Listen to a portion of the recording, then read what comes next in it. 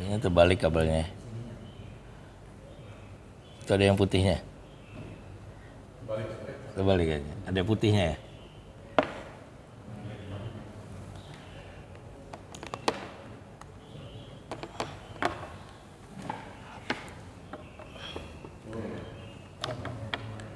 Maaf. Adik-adik ini tidak paham. Ya. Tanda putih ini.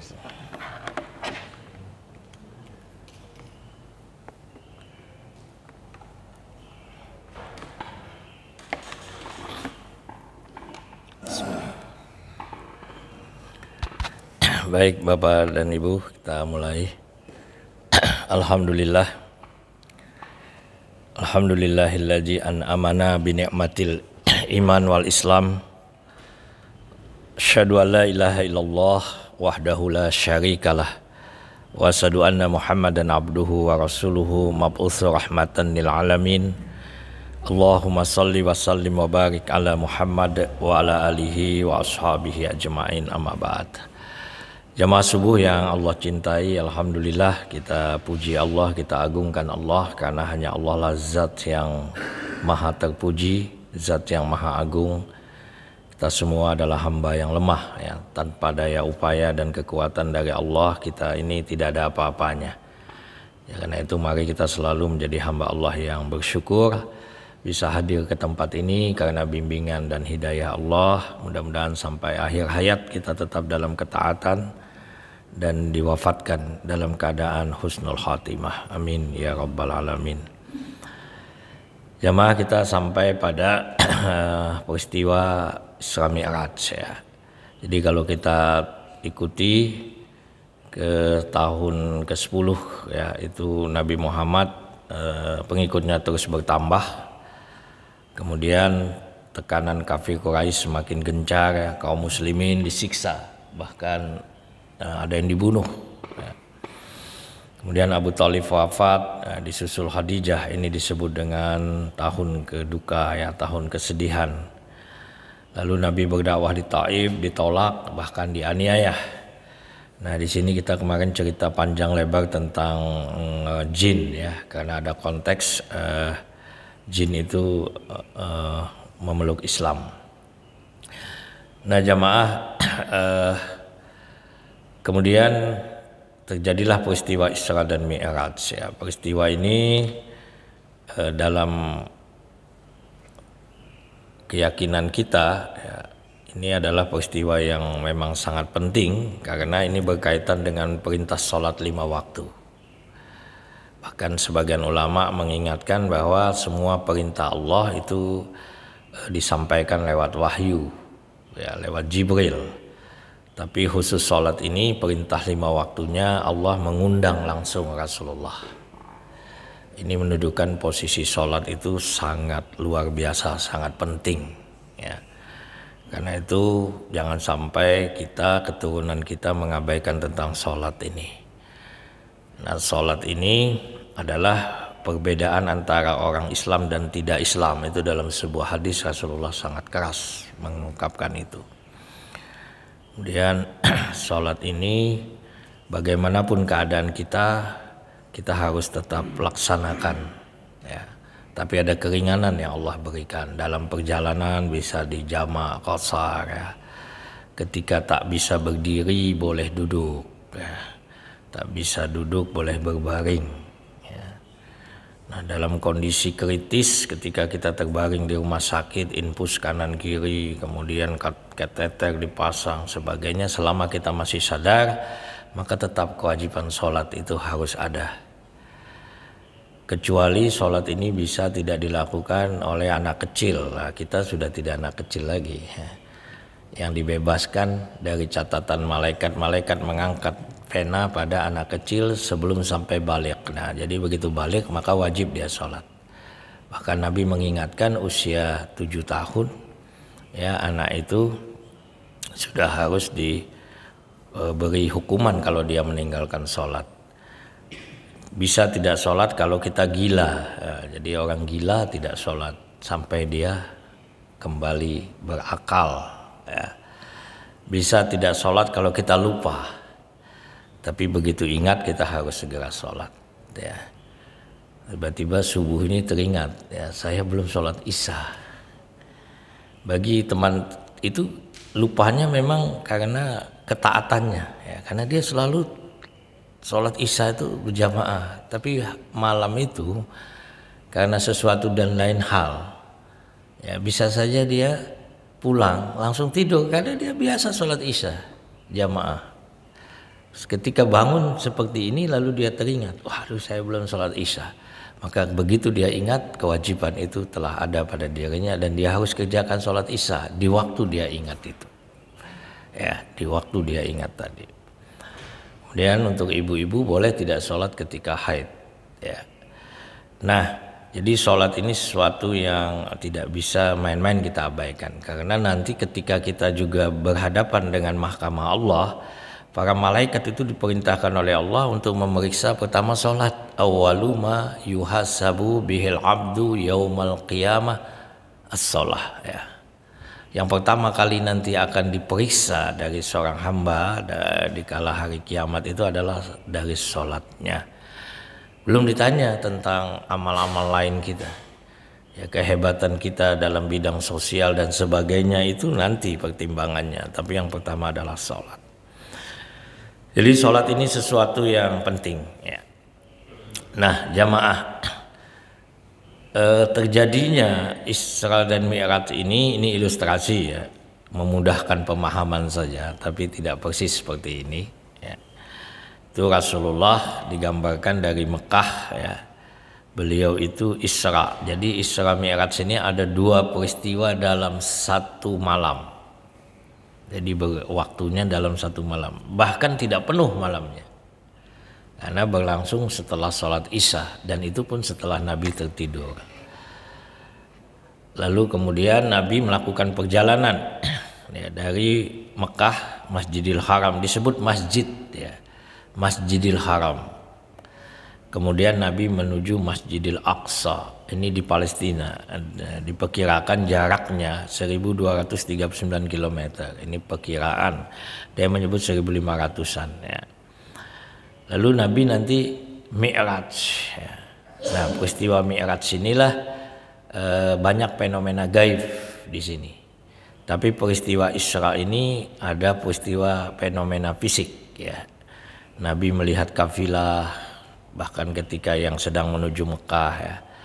Nabi mampir di beberapa tempat yang sangat bersejarah dan akan bersejarah, ya, seperti Yasrib, tempat nanti Nabi akan hijrah. Nabi mampir di Madian, Nabi mampir di Bethlehem, tempat kelahiran Nabi Isa, ya. Madian itu tempat Nabi Musa, ya. Kemudian Nabi Musa dan Nabi Shu'aib di Madian itu, ya. Nabi nanti mampir di Bukit Tursina, tempat Nabi Musa menerima perintah Tuhan. Dalam Bible disebut the Ten Commandments, 10 perintah Tuhan, ya. Ini sifatnya fisik semua, ya. Kendaraan yang Nabi naikin pun itu disebut oleh Nabi dabbah, ya. Nanti kita lihat hadisnya. Artinya fisik, ya. Seperti ini, meja ini fisik, bisa dipegang, bisa diraba, bisa dirasa. Nah, tahunnya, ya, tanggal dan tahunnya ini memang banyak perbedaan, ya. Tapi para ulama tidak begitu mempersoalkan, tapi peristiwanya benar terjadi, ya. Sebagian kalau di Indonesia itu menganggap 27 Rajab. Ada yang menyebut tahun ke-10, artinya pada masa Nabi itu memang mengalami duka yang berat, ya. Habis diboikot, ya. Kemudian istri meninggal, paman meninggal, ya. Kemudian diusir, dilempar batu, berlumuran darah, dianiaya di Taif, ya. Orang-orang kafir semakin berani, ya, terang-terangan menentang Nabi, ya, bahkan terakhir akan membunuhnya. Nah, tapi ada yang menyebut bahwa Isra Mi'raj ini terjadi paling tidak setahun sebelum Nabi itu hijrah. Maka ada bisa kita katakan tahun ke-12, ya, dari kenabian. Nah, nanti Nabi hijrah ke Madinah.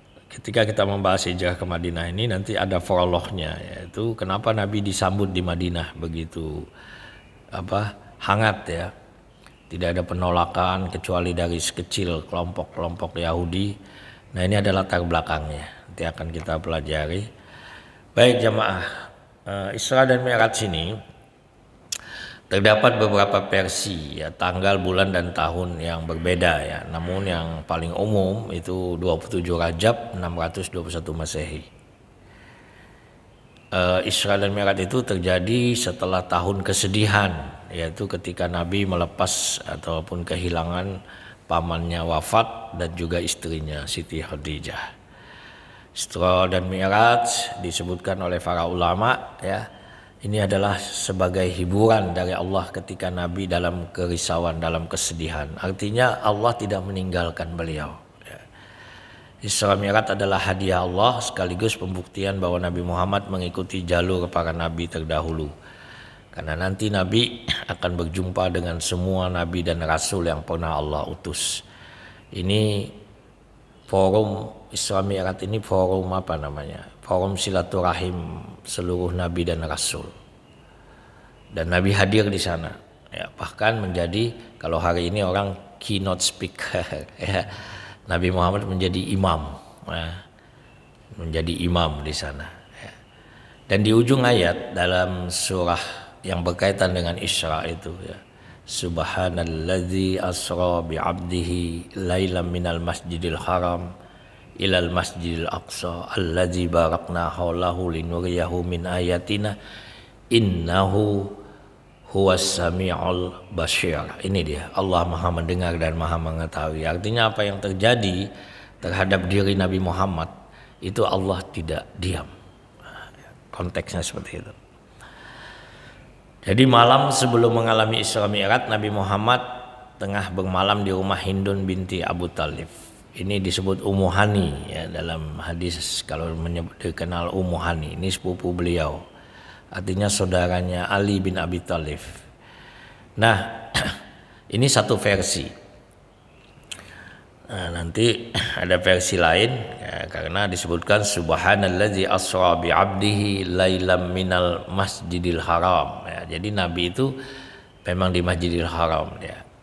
Tidur di situ. Ada yang menyebut bersama Hamzah di Hijr Ismail dan juga ditemani oleh Ja'far ya. Tapi mereka berdua tidur, yang dibangunkan oleh Jibril itu Nabi ya. Ada versi juga dari Imam Bukhari hadisnya itu Nabi sedang di rumahnya, atap rumahnya terbuka. Nah, setelah ini kita ambil versi ketika Nabi tidur di rumah Ummu Hani ya. Beliau terjaga. Lalu beliau mengunjungi Baitullah. Di sana beliau mengantuk dan terlelap, jadi tertidur lagi. Saat itulah Jibril datang membangunkan Rasulullah. Jadi Rasulullah dicokeh gitu ya, sampai 3 kali konon. Lalu Nabi terbangun. Nah, Nabi diantar ke burak, sejenis hewan yang lebih tinggi dari himar. Jadi kalau keledai itu besarnya seperti ini, nah, maka burak itu lebih tinggi. Dan dia lebih pendek dari bagal. Bagal itu kuda yang kawin dengan keledai ya, menghasilkan anak namanya bagal. Jadi kalau kuda segini ya seginilah kira-kira bagal tadi ya. Burak ini memiliki sayap dan berwarna putih susu. Ya, nanti ada bahasan ulama memang kenapa burak itu gambarannya seperti seekor kuda lalu dia bersayap. Nah, tapi jadi persoalan ketika ada kepala wanita. Nah, itu hati-hati, nanti kita akan bahas Israiliyat ya. Di kampung-kampung sering dijual itu ya, dikasih ayat Quran lagi. Nah, saya mengutip ini ya dari Fiqh Asy-Syirah An-Nabawiyah. Saya akan bacakan dari Dr. Muhammad Said Ramadan Al-Buti tentang peristiwa Isra dan Mi'raj. Isra ini adalah peristiwa ketika Allah memperjalankan nabinya dari Masjidil Haram di Mekah ke Masjidil Aqsa. Jadi minal masjid ilal masjid. Ini juga isyarat ya bahwa perjalanan kita itu juga ya adalah kemanapun kita, minal masjid ilal masjid. Nah itu saya kalau kemana-mana cari masjid biasanya. Ya, jadi artinya kebaikan ya, karena masjid itu tempat kebaikan. Ya. Mi'raj ya, itu Isra tadi. Sementara Mi'raj ini adalah dinaikkannya Nabi melintasi lapisan-lapisan langit tertinggi sampai batas yang tidak dapat dijangkau pengetahuan malaikat, manusia maupun jin. Jadi ada batas yang kita tidak mampu lagi menjangkau ya. Semua itu terjadi dalam satu malam. Disebutkan oleh Syekh Muhammad Said Ramadan Al-Buti bahwa pendapat mengenai terjadinya peristiwa itu memang beragam ya. Ada yang menyebut tahun 10 kenabian atau sesudahnya ya. Bahkan menurut Ibnu Sa'ad ya, itu peristiwa ini terjadi 18 bulan sebelum hijrah. 18 bulan itu setahun setengah ya, setahun setengah sebelum hijrah. Apakah Isra Mi'raj ini nyata? Nah, jumhur ulama, artinya kalau disebut jumhur itu ada yang berbeda tapi kecil, sepakat bahwa perjalanan ini dilakukan Rasulullah secara jasmani dan rohani sekaligus. Jadi ya, orang-orang rasional itu sering mempersoalkan ini mimpi ya. Ini mimpi saja atau perjalanan rohani seperti orang bertapa gitu kan. Lalu dia lepas dari tafanya, dia serasa sudah di India tadi, bahkan dia sudah di Mekah padahal dia tetap di tempatnya. Ini tidak, yang terjadi pada Nabi memang fisiknya, nanti kita akan buktikan ya, apalagi Al-Quran menyebut abdihi ya kan, subhanalladzi asra bi abdihi, maha suci Allah yang memperjalankan hambanya. Hamba itu jasad dan ruh, kecuali Allah menyebut maha suci Allah yang memperjalankan ruhnya. Ini merupakan salah satu mukjizat yang agung. Nah, karena itu kita kalau bicara ini berarti konteksnya kata Syekh Ramadan adalah mukjizat yang Allah berikan kepadanya. Kisah lengkap mengenai peristiwa ini dituturkan dalam Sahih Bukhari, Sahih Muslim. Banyak hadis tentang Isra Mi'raj ini, jadi tidak bisa diragukan. Walaupun ada hadis-hadis yang lemah, ya, tapi hadis-hadis yang kuat didukung oleh kesahihan hadis itu sangat banyak juga. Diriwayatkan bahwa Rasulullah dibawa dengan burak, sejenis binatang yang lebih besar daripada keledai dan lebih kecil daripada bakal. Jadi Nabi itu tidak menyebutnya kuda ya, beliau hanya menyebut ukurannya ya, seperti artinya kata beliau lebih besar daripada himar ya, keledai ya, dan lebih kecil daripada bakal. Tapi Nabi tidak spesifik menyebut bahwa itu sejenis kuda ya ukurannya ini. Binatang ini melangkah sejauh mata memandang.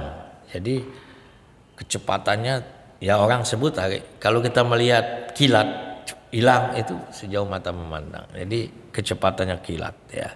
Burak ya. Nanti dalam surah Al-Baqarah ya 20 kalau nggak salah tentang orang munafik itu yang ada hafiz kita ada hadir sini, hafal nggak itu ayat itu tentang kilat ya. Sejenis binatang yang lebih besar daripada keledai dan lebih kecil daripada bakal. Binatang ini melangkah sejauh mata memandang. Diriwayatkan bahwa Nabi memasuki Masjidil Aqsa lalu sholat 2 rakaat di sana. Jul, Al-Baqarah ayat 20 itu apa Jul?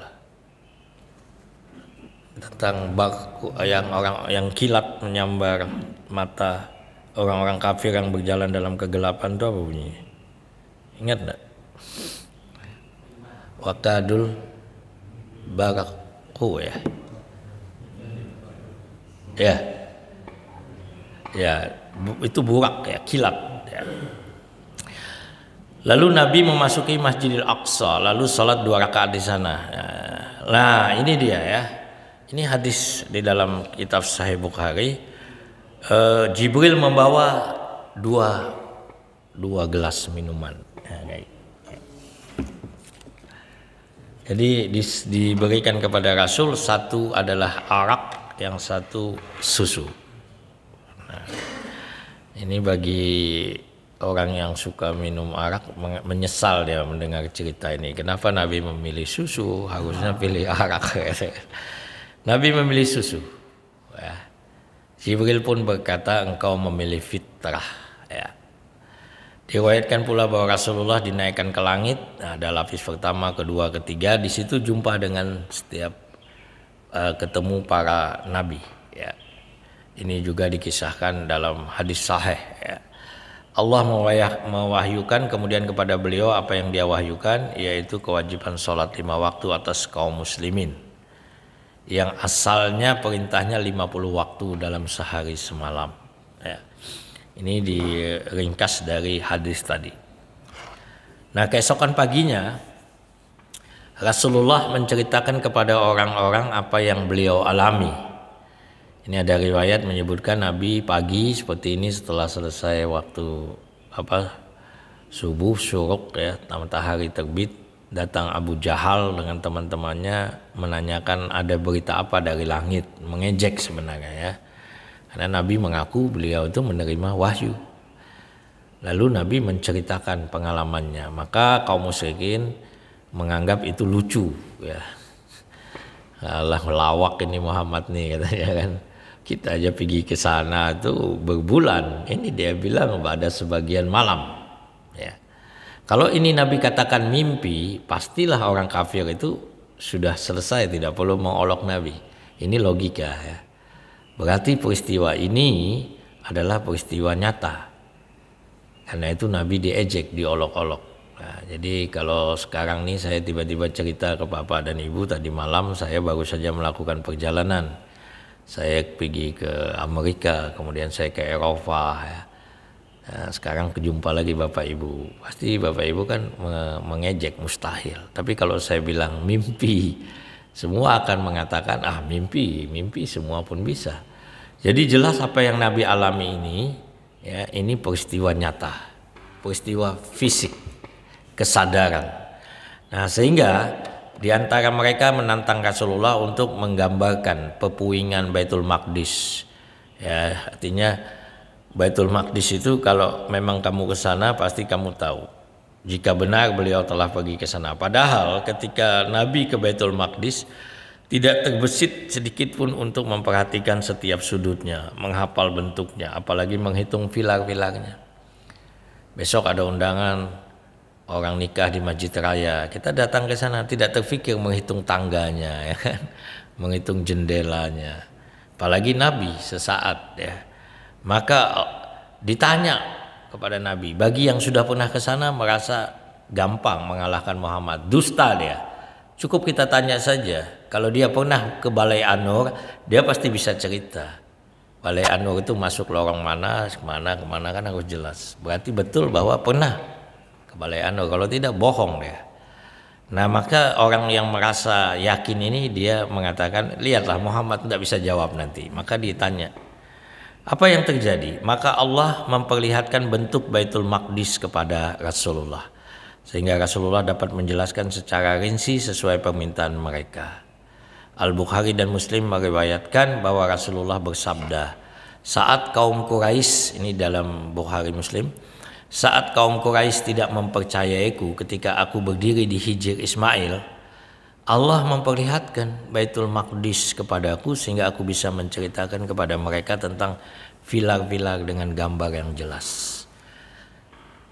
Ini ya, bagi kita yang sekarang ini sudah paham dengan teknologi jarak jauh, yang suka video call sama cucu, saya kan sering video call.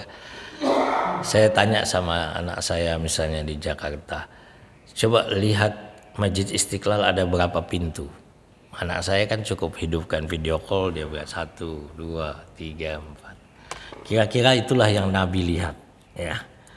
Masjidil Aqsa di Palestina, ini ilustrasi ya. Jauh 1239 km. Posisi Rasulullah di Mekah dan beliau ditanya. Jadi sebenarnya teknologi yang hari ini kita agak angkuh sombong ini nggak ada apa-apanya. Artinya dalam peristiwa Isra dan Mi'raj ini sudah Nabi praktekkan. Ya. Nabi melihat satu dimensi diperlihatkan oleh Allah. Demikian juga yang lain yang lebih hebat lagi, ya, keadaan masa depan. Karena itu Nabi nanti melihat bagaimana orang di neraka, bagaimana orang di surga. Karena menurut keyakinan akidah iman kita, surga neraka itu kan disiapkan Allah nanti setelah pengadilan. Jadi sekarang tidak ada yang di surga, tidak ada yang di neraka, ya, di alam barzah semua.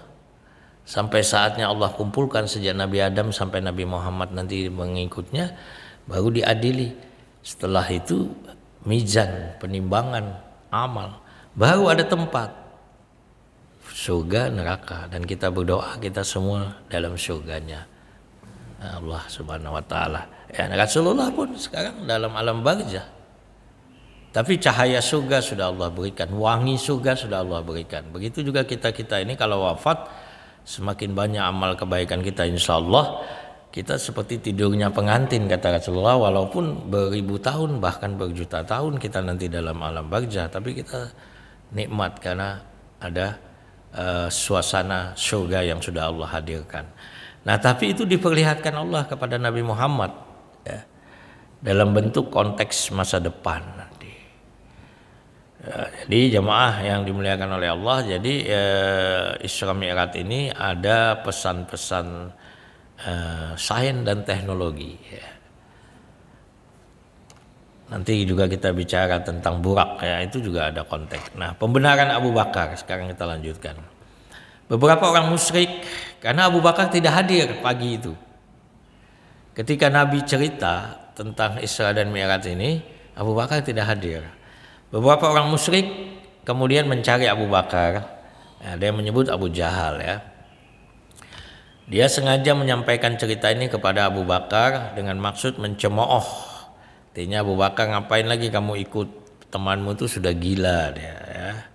Sudah nggak waras dia. Dulu dia bilang dia terima berita dari langit lah, ketemu malaikat lah. Sekarang malah dia ngawur lagi, ya. Dia bilang dia baru pergi dari tempat yang jauh. Kita aja berapa sebulan untuk pergi, pulang pergi 2 bulan bisa lebih bahkan. Tapi dia bilang hanya sebagian malam. Apa jawaban Abu Bakar? Mereka berharap Abu Bakar akan mengatakan, wah kalau begitu ya sudah aku tinggalkanlah Muhammad, ya, aku akan murtad dari agama yang sudah tidak beres ini. Bahkan ada yang diceritakan waktu Nabi cerita ini, kelompok kaum muslimin ada yang goyah imannya, yang sedikit, yang masih ragu, dia kembali kepada kekafiran. Ada yang sudah mau beriman, nunda keimanannya, oh nggak jadilah. Padahal dia mau beriman, tapi begitu dengar cerita ini. Tapi kelompok, ya, yang seperti Abu Bakar ini tidak sedikit, dan ini mayoritas, ya. Jika memang beliau mengatakan itu, maka beliau berkata benar, dan aku sungguh percaya jika beliau menceritakan sesuatu yang lebih heboh daripada itu.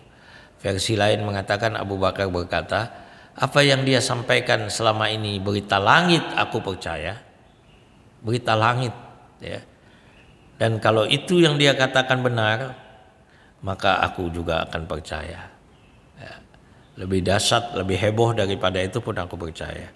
Dan ini didengar oleh Nabi. Nah, kemudian Rasulullah mengatakan Abu Bakar As-Siddiq, ya.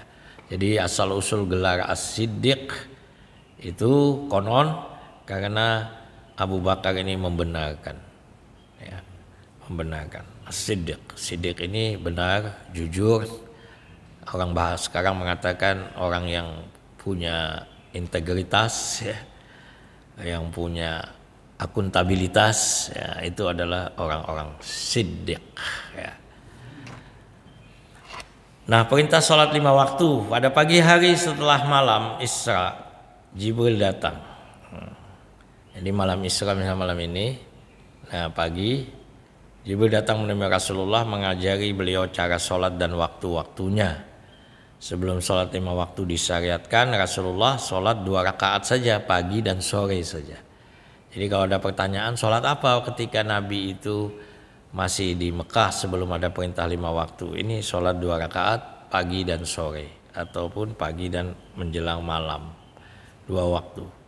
Sholat apa ketika Nabi berada di Masjidil Aqsa dengan para nabi, bahkan diikuti oleh para malaikat, itu juga 2 rakaat ya, seperti yang dilakukan Nabi Ibrahim alaihissalam. Berapa banyak yang ikut Nabi dalam sholat di Masjidil Aqsa? Sebagian mengatakan 25 orang. Nah, itu sedikit. 25 itu Nabi dan Rasul yang Allah sebut dalam Quran. Tapi beberapa hadis menyebutkan Nabi itu jumlahnya 124.000. Dari 124.000 itu 313 dipilih menjadi Rasul. Dari 313 Rasul itu hanya 25 nama yang Allah sebut dalam Al-Quran. Ya, itu dari 25 itu 5 dipilih sebagai ulul azmi, nabi yang the topnya lah ya, diantaranya Nabi Muhammad sallallahu alaihi wasallam. Kemudian dari 5 itu ada 1 yang Allah pilih sebagai syaidul anbiya wal mursalin, pemimpinnya para nabi dan rasul, karena dibuktikan bahwa beliau nanti akan memimpin sholat. Itu adalah Nabi Muhammad sallallahu alaihi wasallam. Jangan lupa bahwa setelah Isra dan Mi'raj ini tadi disebut setahun kemudian Nabi hijrah, Nabi menjadi kepala negara, ya kan? Menjadi pemimpin. Setiap pemimpin butuh pembekalan. Ya, saya kebetulan di pelatihan ya. Jadi kalau di tentara mau jadi kolonel, ya dia ada pelatihannya, pembekalan ya Pak. Mau jadi brigjen, pembekalan ya. Jadi kepala dinas ada pembekalan, jadi kepala bidang Pak Seksi di tempat Pak Jun juga di swasta ada pembekalan. Nah di sini juga ada isyarat Nabi Muhammad itu ada pembekalan tentang kepemimpinan ya, karena itu Nabi Muhammad nanti mampir ke tempat-tempat yang bersejarah. Kenapa Nabi mampir bahkan dalam hadis itu Nabi sholat 2 rakaat. Jibril bilang, sholat kamu di sini wahai Rasul. Nabi sholat, lalu Nabi tanya, kenapa saya sholat di sini tadi? Ini adalah Yasrib, nanti jadi Madinah dia, engkau akan hijrah ke sana. Bethlehem ini kelahiran Nabi Isa alaihissalam. Jadi dibuka wawasan Rasulullah. Kemudian kenapa berdialog dengan Nabi Musa? Ya. Karena Nabi Musa ini dari sekian Nabi Musa ini adalah Nabi yang sejarahnya diceritakan dalam Al-Quran paling kompleks ya, berhadapan dengan orang-orang yang bandel ya. Kaum Yahudi suruh nyembelih sapi, sebenarnya kan gampang, cari sapi sembelih selesai. Dia tanyalah sapi itu ya, tanya mulai dari warna ya kan, umur, betina apa jantan, banyak tanya. Karena itu ada hadis menyebut jangan banyak tanya, bukan berarti tidak boleh tanya ya kan ya. Jadi bertanya yang tidak perlu akhirnya menyulitkan mereka dan hampir mereka tidak menjumpai sapi itu. Itu diceritakan dalam surah Al-Baqarah ya. Nah jadi Rasulullah menerima perintah sholat ya 5 waktu. Isra Mi'raj dengan jasad dan ruh ya. Ini tadi sudah ya, saya sampaikan di awal. Nah ini di Syekh Ramadan Al-Buti ya, menyebutkan pendapat yang benar menurut sebagian besar ulama. Ini menurut Imam An-Nawawi. Kebanyakan ulama salaf ya, semua ahli fikih, ahli hadis, ahli kalam generasi belakangan adalah meyakini bahwa Nabi mengalami peristiwa Isra dengan jasadnya. Ini tak ayatnya ya, subhanalladzi asra bi abdihi ya, hamba. Semua riwayat menunjukkan hal ini dan siapapun yang mencermati hal ini akan menerimanya. Maka makna lahirnya tidak boleh dikesampingkan. Jadi makna lahir jelas bahwa Nabi itu dengan jasad dan fisik. Jadi jangan mengada-ada, ini maksud Imam Nawawi ya. Jangan ditamsil-tamsil lagi. Kecuali jika ada dalil yang menentangnya. Lagi pula riwayat itu tidak mustahil diartikan secara lahir sehingga tidak membutuhkan takwil lagi ya. Jadi ini orang yang meragukan Isra Mi'raj jasad dan ruh biasanya mereka terjebak dengan rasionalitas. Gimana? Kan Nabi kan Masa bisa badan ini? Ya. Apa nggak hancur? Orang ke Apollo, ke bulan aja yang begitu dekat dia harus pakai pakaian astronot. Ya. Ini bicara logika. Ya. Kita bicara mukjizat ini. Ibnu Hajar dalam syarahnya terhadap Sahih Bukhari juga mengatakan dengan tegas, peristiwa Isra Mi'raj dialami pada satu malam dalam keadaan terjaga dengan jasmani dan rohaninya sekaligus. Ya. Ada yang kemudian mengambil jalan tengah, Mi'raj ini Nabi jasad dan roh, tapi Mi'raj rohnya saja. Pertanyaannya, jasadnya ditaruh di mana? Apa jasad Nabi tidur di Masjidil Aqsa, lalu Nabi terbang rohnya? Ini kan ditakwil namanya. Ini tidak. Apa susahnya bagi Allah? Ya, kalau kita bicara kekuasaan Allah, ya, karena itu nanti Ramadan Al-Buti menyebutkan tentang mukjizat itu penciptaan diri kita. Ini sebenarnya juga mukjizat. Coba kita renungkan Bapak dan Ibu, bagaimana kita sekarang bisa duduk seperti ini? Umur kita sekian. Padahal dulu kita tidak ada. Lalu kita dalam perut. Itu kan proses luar biasa. Terjadinya alam ini, tumbuh-tumbuhan di sekitar kita. Sama-sama tanah, sebelah cabai, sebelahnya lagi ada tomat. Ya. Tumbuh dari tanah yang bersebelahan, tapi rasanya beda. Mangga, tanam mangga, dua jenis mangga, tanahnya sama, rasanya juga beda. Apa kita yang atur rasanya? Kan bukan. Kita tidak bisa atur itu. Ya. Jadi jamaah yang dimuliakan oleh Allah, itu mukjizat kata Ramadan Al-Buti. Maka kalau kita bicara Isra dan Mi'raj ini kecil. Kalau kita menyadari tentang alam semesta dan penciptaan kita, artinya bagi Allah kecil Isra dan Mi'raj ini. Bagi kita memang luar biasa. Karena itu subhanalladzi, yang maha suci Allah, kita tidak akan sanggup. Tapi bagi Allah kecil. Dan bahkan ulama mengatakan bagi Allah tidak ada istilah kecil dan besar, semuanya bagi Allah mudah. Nah, jadi tidak sepatutnya makna ini dipalingkan pada pengertian lain, karena akal tidak mengandung sesuatu yang membuatnya mustahil, sehingga makna lahirnya tidak perlu ditakwilkan lagi. Jadi dua ulama besar ini, ya, Imam Nawawi, Ibnu Hajar, itu jelas mempertegas bahwa Isra dan Mi'raj itu, ya, Isra dan Mi'rajnya itu tidak bisa dipisahkan, memang dalam wujud beliau. Salah satu dalil yang mendukung bahwa peristiwa Isra Mi'raj melibatkan jasmani dan rohani beliau adalah keheranan luar biasa dan ketidakpercayaan kaum Quraisy terhadap peristiwa ini. Tadi saya jelaskan. Kalau ini mimpi, kalau ini perjalanan roh, pasti orang-orang kafir tidak heran. Tapi kenapa mereka heran? Ya, sebab peristiwa ini betul-betul terjadi. Ya. Jika peristiwa ini hanya mimpi, melibatkan aspek rohani, kemudian Rasulullah menceritakan kepada mereka, tentu mereka tidak menunjukkan keheranan. Tidak ada mimpi yang kita kagumi, ya, karena mimpi aneh. Mimpi itu di luar akal kita. Nabi Yusuf didatangi oleh seseorang yang menceritakan mimpi raja. Apa mimpinya? Mimpi raja itu apa? Mimpi Al-Aziz itu. Ada 7 ekor sapi kurus makan 7 ekor sapi gemuk. Ya, kalau sapi gemuk makan sapi kurus, ya mungkin masih sisa ini sapi kurus yang makan sapi gemuk. Ada 7 bulir padi yang menguning bagus, ada yang kosong, yang kering. Ya, apa ada sapi makan sapi?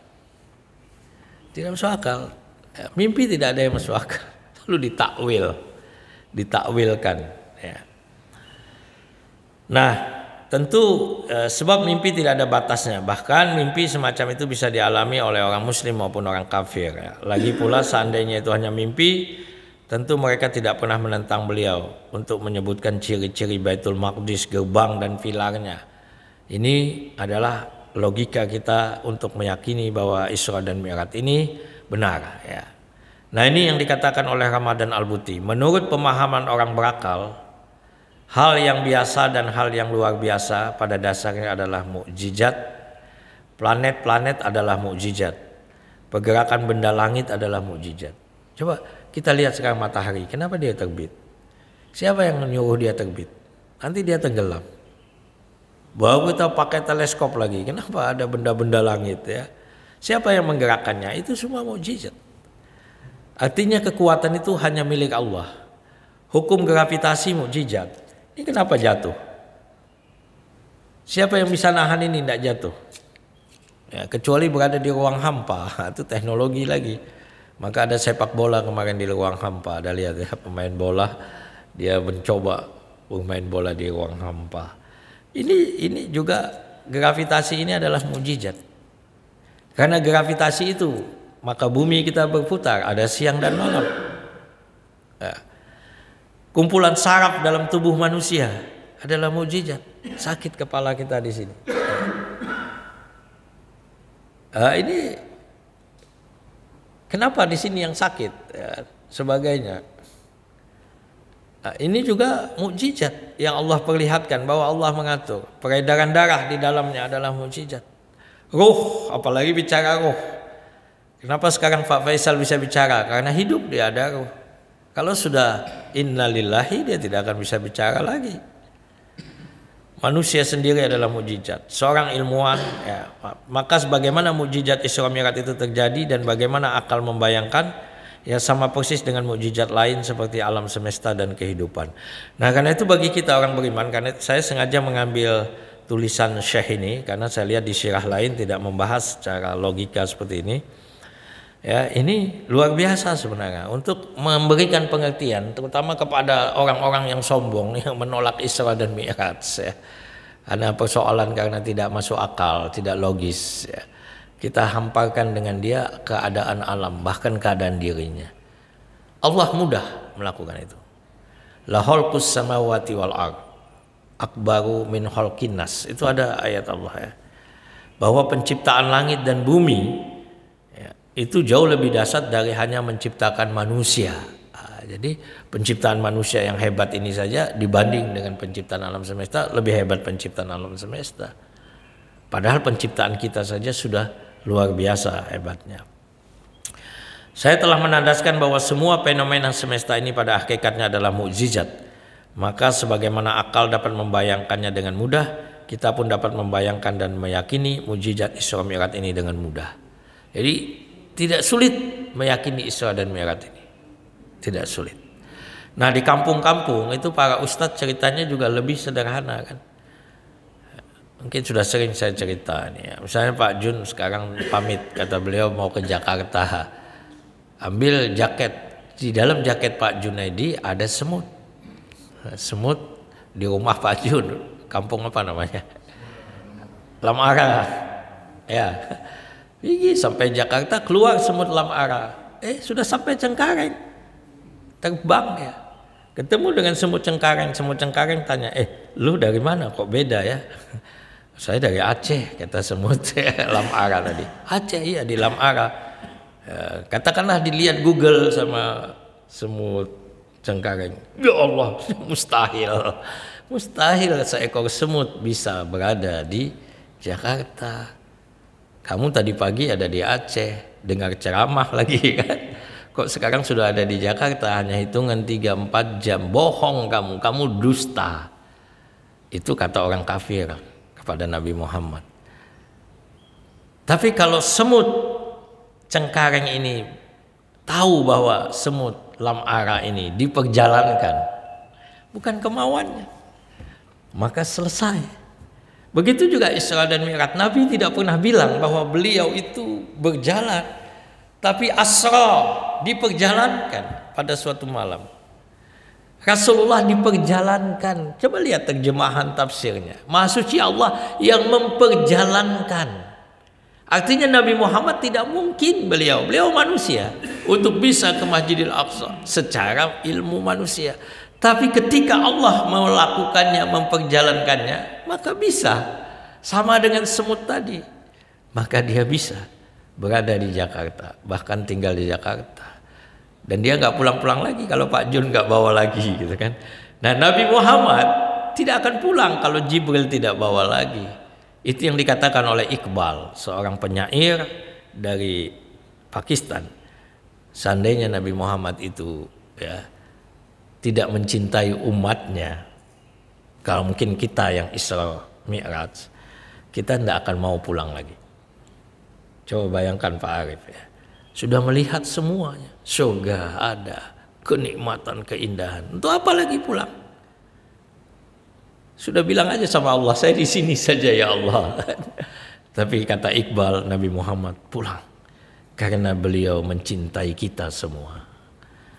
Nah, ini adalah peristiwa Isra dan Mi'raj. Jadi sederhana saja. Jam berapa sholat syuruk? 35, masih bisa sedikit. Ini penghujung ya. Nanti ini makanya Isra Mi'raj seri 1 tadi kan.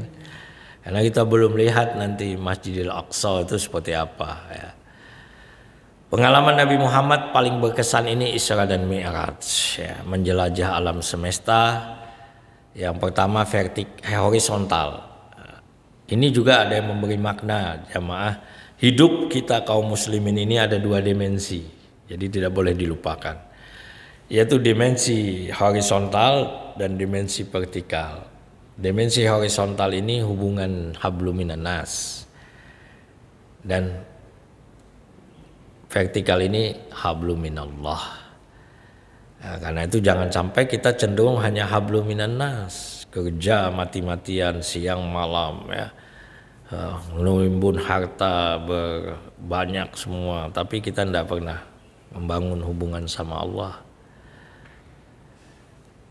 Nah, ada sebaliknya, hablum minan nas diabaikan, tidak pernah tahu dengan lingkungan, tetangga, apa segala ya. Pokoknya hanya masalahnya hubungan sama Allah saja. Ini juga tidak baik. Karena itu Islam mengajarkan dua-dua, hablum minallah dan hablum minannas. Maka Isra dan Mi'raj ini adalah gambaran itu. Horizontal, ketika Isra ini kan horizontal kan. Jalannya di darat, di bumi lah, di alam nyata. Kemudian beliau vertikal. Nah, ini ringkasannya ya. Isra itu perjalanan Nabi dari Masjidil Haram ke Masjidil Aqsa, ini horizontal. Lalu Mi'raj ini naik Nabi Muhammad menuju hadirat Allah. Terjadi pada 27 Rajab tahun ke-12 kenabian atau tahun ke-10. Nah, ini ilustrasi juga ya. Jangan dibayangkan ini langit pertama Nabi Adam. Dulu waktu saya kecil, kebayang saya langit itu seperti kue lapis. Jadi Nabi Muhammad sama Jibril itu ini plafon ketok, tok tok tok. Tanya sama Jibril, sama malaikat penjaga langit pertama. Siapa? Jibril. Siapa beserta engkau? Dia adalah Muhammad Rasulullah. Apa ada perintah? Ada, kata Jibril. Baru dibuka pintu langit. Apakah bayangan kita seperti itu? Terbuka, zelek, gitu, naik. Plafon kedua buka ya. Nah, itu waktu boleh dibayangkan waktu kita masih anak-anak. Sekarang ini kita harus membayangkannya, ini adalah Nabi Muhammad itu memang berada di suatu wilayah, beliau datang sana. Di situ ada imigrasinya. Kan kita sampai di Singapura ada imigrasi kan. Ya. Mana paspornya? Ini juga adalah bagaimana lewat peristiwa Isra dan Mi'raj ini ada pembelajaran tentang otoritas suatu wilayah. Tidak boleh sembarang masuk. Kalau enggak Nabi kan lewat saja langit pertama, langit kedua, langit ketiga, tidak ada pertanyaan malaikat. Tapi setiap langit pasti ada imigrasinya. Ya, dicek paspornya mana. Nah, Jibril yang bawa paspornya. Jadi Nabi betul-betul mendarat itu, burak itu.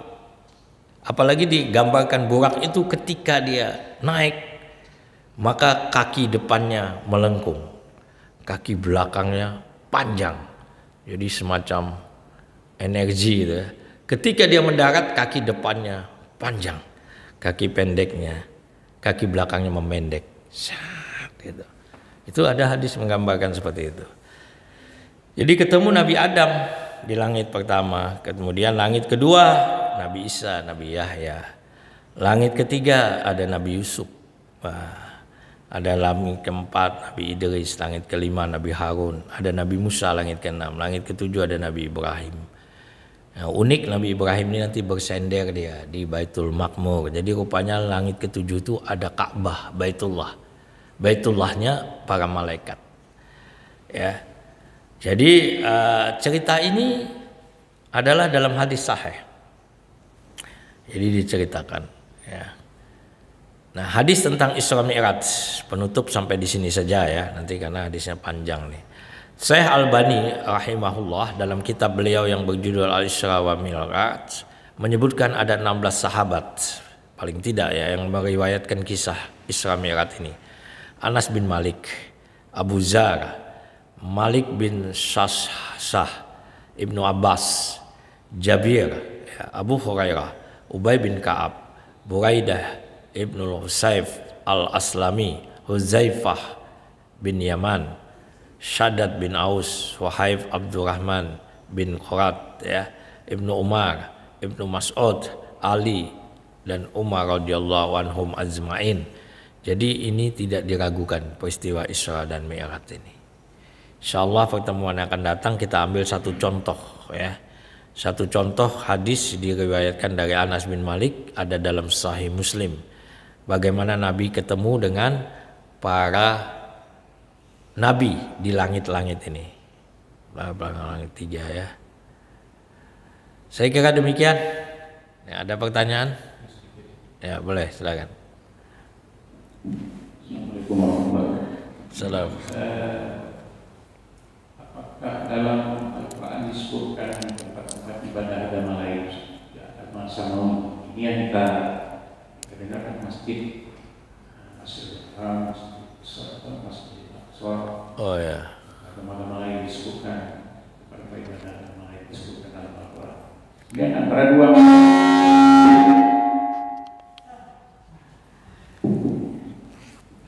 masjid ini mana duluan dideklarasikan sebagai masjid?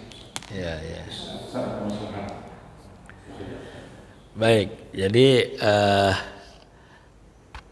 1 2. Jadi kalau sebenarnya masjid itu kan maknanya tempat sujud, ya. Jadi dalam Islam setelah Rasulullah ini mengumandangkan kita agama Islam, maka tempat ibadah kita ini semua disebut masjid, ya. Nah, padahal di Masjidil Aqsa itu kan bukan Islam dalam tanda petik yang Rasulullah agama terakhir, arti nabi-nabi sebelumnya.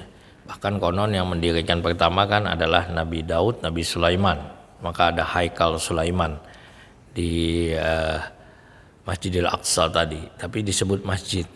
Yang saya tahu, tapi nanti kalau keliru saya akan cari lagi, tidak ada Allah menyebut ya. Ya jadi yang disebut itu memang masjid.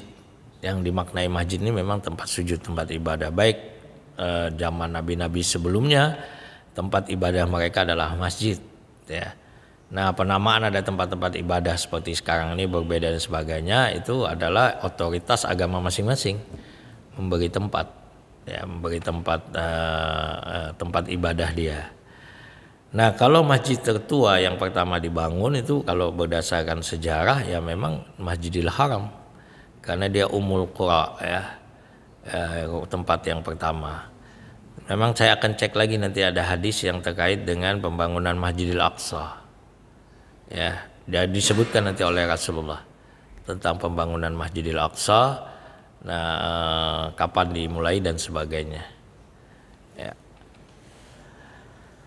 Baik, itu nanti saya akan bahas pada khusus masjid ya, karena Allah menyebut masjid. Nanti ada 3 masjid yang diwajibkan tapi yang disarankan kita untuk kalau safar ya, tempat lain tidak diharuskan safar ke sana, tapi 3 ini adalah Masjidil Haram, Masjid Nabawi dan Masjidil Aqsa ya.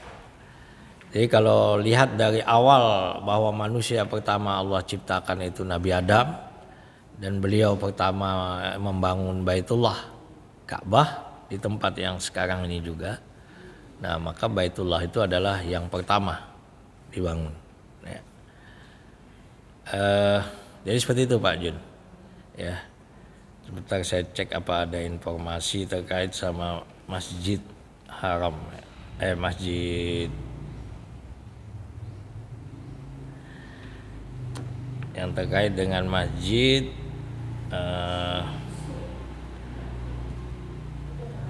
kadang-kadang tersimpan di file lain gitu.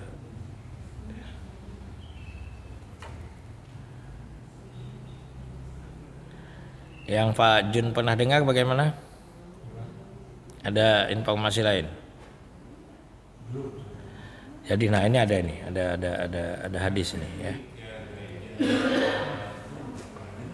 Ya itu tidak ada, itu istilah kuil sebagainya. Hadis dari Abu Dzar, aku bertanya, wahai Rasulullah, masjid mana yang pertama dibangun di muka bumi? Beliau menjawab, Masjidil Haram. Secara logika juga seperti itu. Aku bertanya lagi, kemudian masjid mana setelah itu? Beliau menjawab, Masjidil Aqsa. Jadi Masjidil Aqsa yang kedua. Ya. Aku bertanya lagi, berapa jarak pembangunan antara keduanya? Beliau menjawab 40 tahun. Hadis riwayat Imam Bukhari dan Imam Muslim. Ya, nanti kita akan bahas khusus tentang masjid ya, ini Masjidil Aqsa. Masjid Aqsa adalah salah satu dari 3 masjid yang menjadi tujuan perjalanan spiritual selain Masjidil Haram dan Masjid Nabawi. Ya, yang mana yang nanti Nabi akan hadir ya? Nanti ada Pak Jun foto ya. Jadi ada yang sering kita lihat gambar kuning itu ya, Dome of the Rock ya. Tapi Masjid Aqsa itu sebenarnya ini. Yang di foto-foto itu ini. Tapi dia komplek, kayak komplek. Jadi Masjid Aqsa itu yang di depan ini. Yang sering diperlihatkan dalam video-video itu ini ya. Jadi ini Masjidil Aqsa yang sering difoto-foto, yang ada orang Yahudi datang, ya, orang tentara. Nah, tapi yang disebut dengan Nabi mencantolkan tembok itu burak di sini, ya, pintu Maghribi. Malah saya ada mencatat, membaca ya, bahwa ini Masjid Kibli namanya. Ini nanti kita akan bahas secara khusus ya tentang Masjid Aqsa. Jadi kalau Nabi Muhammad SAW diceritakan ketika burak itu sudah sampai, saya belum tahu sumber kebenarannya, tapi Jibril itu mengetok batu gitu ya, berlobang langsung batunya untuk Nabi nyantolkan tambat talinya burak. Baik, demikian. Terima kasih Pak Jun. Jadi begitu ya jawabannya, sudah ada hadis Bukhari Muslim juga bahwa yang pertama dibangun tentu adalah Masjidil Haram, kemudian Masjidil Aqsa selisih 40 tahun kata Rasulullah dalam masa pembangunannya. Kemudian tempat ibadah itu artinya tempat sujud. Ya. Penamaan secara spesifik ya itu hanya masjid kalau kita tahu dalam Al-Qur'an. Kalau nanti ada informasi tambahan akan saya sampaikan. Assalamualaikum warahmatullahi wabarakatuh.